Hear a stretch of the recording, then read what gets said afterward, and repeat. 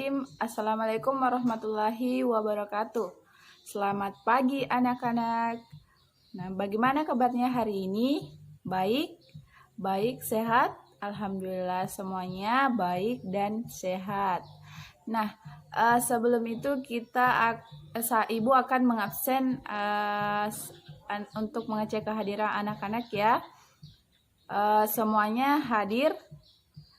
Ya, semuanya hadir. Semuanya rajin-rajin pergi ke sekolah ya untuk mendapatkan ilmu supaya bisa menjadi orang yang membanggakan kedua orang tua dan menjadi anak yang sukses. Nah, semoga kedepannya seperti ini terus ya. Nah, anak-anak, selanjutnya sebelum kita memulai pembelajaran, ada baiknya kita berdoa terlebih dahulu ya. Nah, silahkan ketua kelas memimpin doa teman-temannya. Nah, terima kasih sudah memimpin doa teman-temannya. Nah, selanjutnya anak-anak, ada yang masih ingat nggak pembelajaran minggu lalu? Ya, kita minggu lalu kita telah belajar mengenai sistem peredaran darah. Ada yang masih ingat sistem peredaran darah itu seperti apa? Ya, sistem peredaran darah atau yang secara akademisnya itu disebut dengan sistem kardiovaskular. Nah, sistem peredaran darah adalah suatu sistem organ yang berfungsi memindahkan berbagai zat dari dan menuju sel-sel tubuh. Nah, bukan saja zat makanan yang didistribusikan oleh sistem peredaran darah, tetapi juga zat-zat lain seperti oksigen dan karbon dioksida. Nah, anak-anak, ada yang tahu nggak hari ini kita belajar apa? Kita belajar mengenai sistem pencernaan. Nah, kita belajar mengenai sistem pencernaan. Nah, anak-anak, Ibu jelaskan sedikit ya mengenai sistem pencernaan. Nah, sistem pencernaan adalah sistem yang membantu dalam mencerna makanan yang dikonsumsi sehingga mudah dicerna oleh tubuh yang berguna untuk menghasilkan energi bagi seluruh anggota tubuh. Nah, makanan yang diserap berupa nutrisi dibantu oleh enzim untuk memecahkan molekul kompleks menjadi molekul yang lebih sederhana sehingga mudah diserap oleh tubuh. Nah, baik anak-anak, sekarang di sini Ibu telah menyediakan beberapa gambar mengenai sistem pencernaan pada manusia. Nah, ini gambarnya dan kita akan sama-sama menyusun sistem pencernaan yang cocok dan yang benar di tempat susunan ini. Nah, yang pertama itu kita mulai ya. Yang pertama itu ada makanan. Nah, anak-anak, makanan pertama kali diproses melalui apa? Melalui mulut. Ya, betul sekali. Baik, kita tempelkan ya gambar mulut. Nah, ini adalah gambar mulutnya. Kita tempel.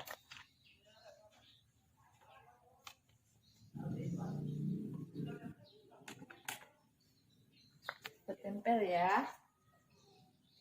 Klik.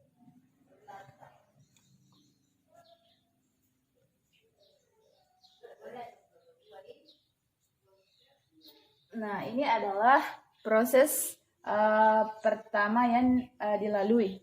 Nah, anak-anak, Ibu jelaskan sedikit. Nah, bisa dikatakan bahwa mulut adalah pintu gerbang dari sistem pencernaan makanan karena menjadi pintu utama ketika makanan masuk. Nah, anak-anak, mulut berfungsi untuk mengunyah makanan menjadi lebih halus agar lebih mudah ditelan. Nah, makanan melalui mulut akan mengalami proses pencernaan secara kimia dan mekanik. Nah, organ yang membantu proses pencernaan dalam mulut seperti lidah, ini lidah, gigi, dan kelenjar. Nah, baik anak-anak, selanjutnya setelah melalui proses pencernaannya di mulut, selanjutnya apa? Nah, selanjutnya makanan masuk melalui kerongkongan. Kita tempel ya gambar. Ini adalah gambar contoh gambar kerongkongan. Kita tempel.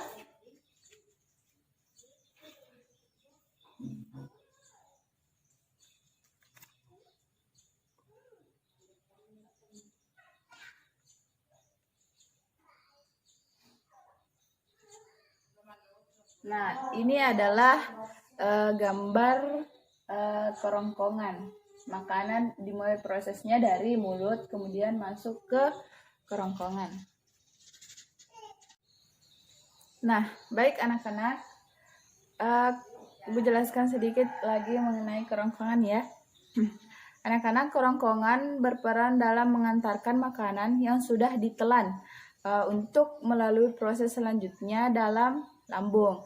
Nah, gerakan kerongkongan yang berkontraksi untuk mendorong makanan masuk ya. Nah, ini mendorong makanan masuk masuk ke sistem pencernaan selanjutnya. Nah, di kerongkongan terdapat pada ujung kerongkongan berupa cincin otot yang biasa disebut dengan sphincter. Nah, yang mengatur jalannya makanan masuk ke lambung dan menutup secara teratur untuk mencegah makanan kembali ke kerongkongan. Nah, ini setelah makanan melalui proses mulut, kerongkongan, selanjutnya makanan akan masuk ke, tadi sudah disebutkan di bagian lambung, bagian kerongkongannya, selanjutnya masuk ke lambung. Nah, anak-anak, ini adalah contoh gambar lambung. Kita tempelkan gambar lambungnya ya.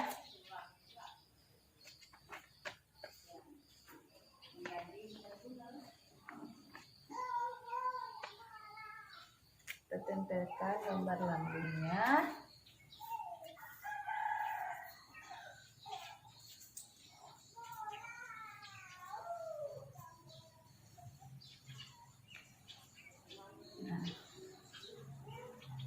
Nah, ini adalah contoh gambar lambung ya.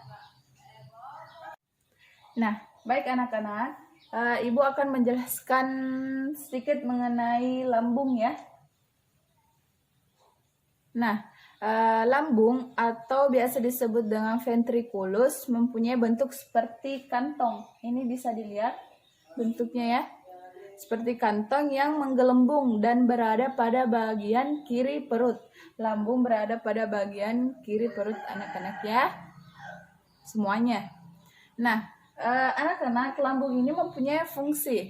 Yang pertama itu tempat menyimpan makanan sementara sebelum disalurkan ke organ selanjutnya. Kemudian fungsi yang kedua, memecahkan dan mengaduk makanan dengan mekanisme gerak peristatik. Nah, kemudian fungsi yang ketiga, mencerna dan menghancurkan makanan dengan bantuan enzim dalam lambung. Jadi lambung ini menghancurkan makanan dengan bantuan enzim yang terdapat dalam lambung. Nah, anak-anak, setelah makanan melalui proses mulut ke kerongkongan, kemudian ke lambung, selanjutnya makanan melalui proses ke usus halus. Nah, ini kita tempelkan gambar usus halus. Nah, seperti ini contoh gambarnya ya. Kita tempelkan gambar usus halus.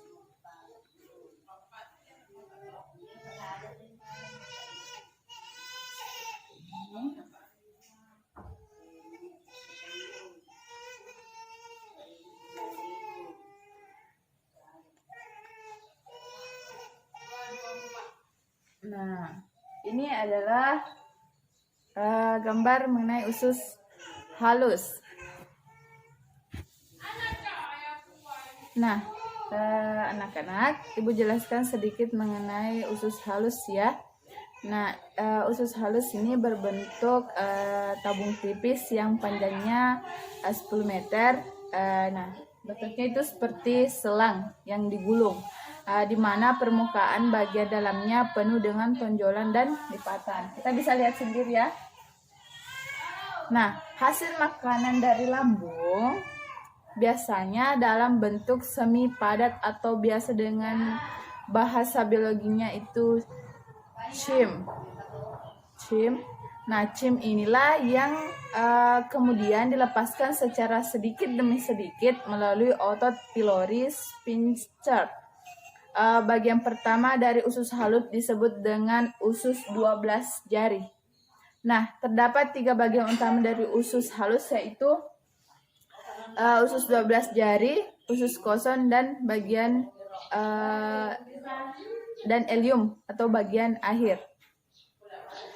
Nah, setelah makanan melalui usus halus, selanjutnya makanan akan masuk ke selanjutnya ke sistem pencernaan, yaitu usus besar. Kita tempelkan ya.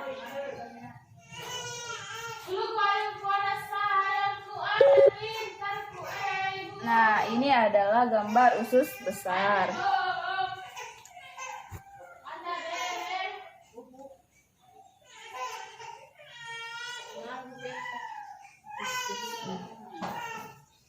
Setelah makanan melalui usus halus, kemudian ke usus besar.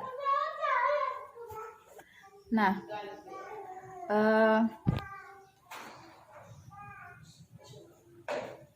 anak-anak, Ibu jelaskan sedikit mengenai usus besar. Usus besar ini seperti berbentuk huruf U terbalik yang panjangnya sekitar 5-6 meter. Nah, terdapat 3 bagian utama usus besar, yaitu ada cecum, kolon, dan rektum. Nah, cecum berbentuk seperti kantong yang berfungsi menyerap nutrisi yang tidak dapat diserap usus halus. Kemudian, bagian yang kedua yaitu kolon. Kolon adalah bagian terpanjang dari usus besar yang berfungsi sebagai tempat cairan dan garam diserap. Kemudian yang terakhir, bagian terakhir pada usus besar yaitu rektum. Nah, rektum adalah bagian akhir dari usus besar. Nah, rektum terhubung langsung ke anus, sehingga bagian ini berfungsi untuk tempat penyimpanan tinja sebelum dikeluarkan oleh anus. Nah, anak-anak, selanjutnya setelah melalui usus besar, pasti semuanya sudah tahu ya, makanan akan selanjutnya ke bagian anus. Ini adalah contoh gambar balik ya, anus seperti ini. Kita tempelkan terlebih dahulu. Nah, seperti ini. Ini adalah contoh gambar anus.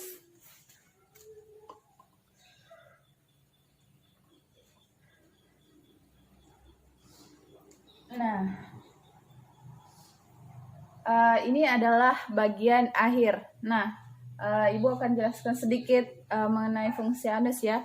Nah, anus berfungsi untuk proses defekasi, feses, dan mengatur keluarnya feses. Nah, defekasi adalah proses membuang kotoran sisa pencernaan dalam bentuk feses. Nah, hasil akhir dari sistem pencernaan makanan berupa feses atau kotoran. Nah, baik anak-anak, kita telah sama-sama menyusun sistem pencernaan yang benar. Nah, mulai dari mulut, makanan, mulut, kerongkongan, lambung, dan yang terakhir adalah anus. Nah, baik anak-anak, itulah tadi pembelajaran kita mengenai sistem pencernaan ya. Sekiranya semuanya sudah paham dan adapun kesimpulan dari pembelajaran kita hari ini yaitu sistem pencernaan itu dimulai diproses melalui yang pertama itu mulut, kemudian makanan masuk ke kerongkongan, kemudian ke lambung, kemudian ke usus halus dan usus besar, dan yang terakhir yaitu anus dan tempat keluarnya kotoran ya. Nah, mungkin itu saja pembelajaran kita hari ini mengenai sistem pencernaan. Ada yang belum paham? Ya, semuanya saya harap semuanya sudah paham mengenai materi kita hari ini. Dan selanjutnya Ibu akan memberikan tugas untuk dikerjakan di rumah. Di dalam buku paketnya halaman 56. Di situ terdapat beberapa soal, silahkan dijawab dan dikumpulkan di pertemuan selanjutnya. Nah, baik anak-anak, itu saja pembelajaran kita hari ini. Nah, selanjutnya sebelum anak-anak pulang ke rumah, tolong diperhatikan barang-barangnya, dan jika sudah ada di jalan, silahkan jalan di pinggir jalan ya, dan langsung pulang ke rumah, tidak boleh singgah-singgah. Nah, mungkin itu saja dari Ibu. Sebelum kita menutup pembelajaran, ada baiknya kita berdoa terlebih dahulu ya. Ibu sendiri yang akan memimpin doanya.